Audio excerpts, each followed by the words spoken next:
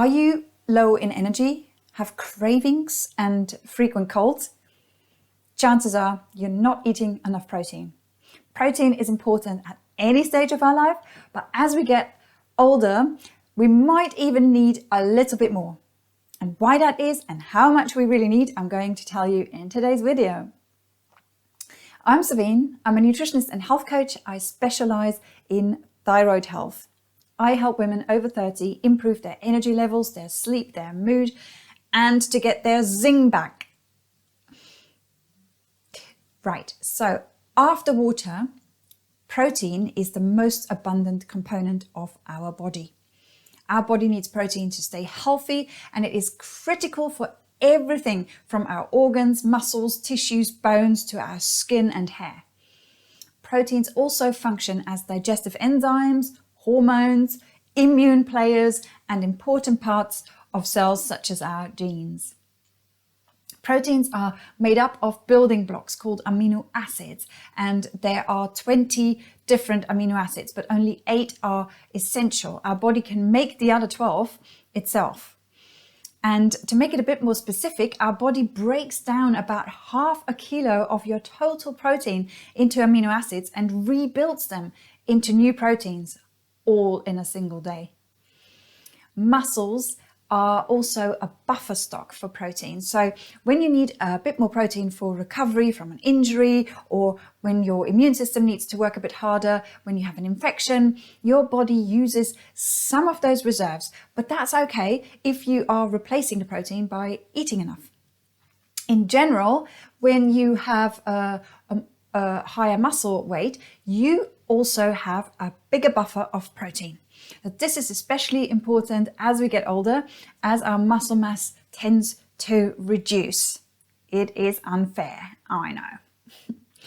It reduces because of hormonal issues such as reduction of testosterone, for example, and less movement in general.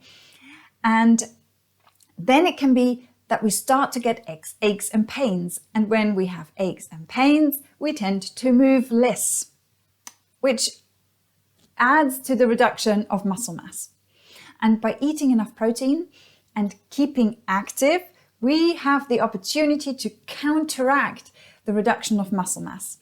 And not only muscles need protein, but also bones, remember? So make sure to eat enough protein and do some weight-bearing exercises for the bones. And a quick note on the side, in case you have cravings every day for sugar and refined carbohydrates, it could be that your body is telling you that you're not eating enough protein. And as soon as you eat a bit more, the cravings disappear. Give it a go and thank me later. How much protein is enough? And can you eat too much? Well, your minimum protein intake can be calculated by multiplying 0.8 grams to 1 grams of protein by your weight in kilograms. So as an example, a woman weighing 65 kilograms requires 52 grams of protein in a day as a minimum. And if you're over 45, 50, you will need a bit more. So calculate with 1 gram of protein per kilogram of body weight at least.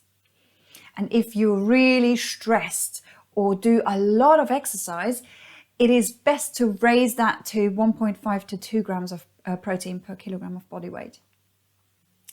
And in case you are overweight, those calculations might not be accurate. So it's best to speak to a nutritionist who can help you figure out just how much protein you should ideally have on a daily basis.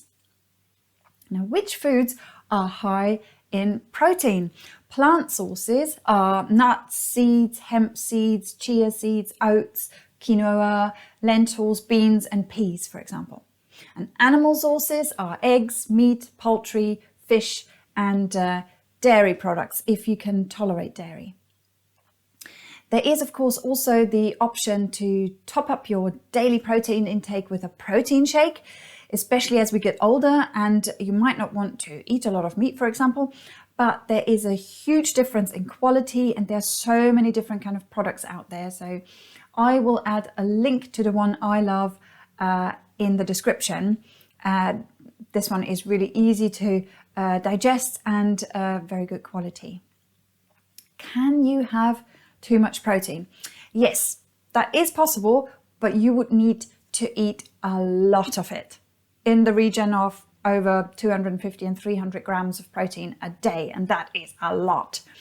And in case you have heard that high protein can cause damage to your kidneys, I would say if you've had kidney issues in the past or have been diagnosed with a kidney condition, then it would be advisable to check with your doctor, dietitian, or nutritionist before you increase your intake. But in general, if you don't have or had any issues with your kidneys and you stick with the amount that is suitable to you and your lifestyle, I can't see how this could be an issue.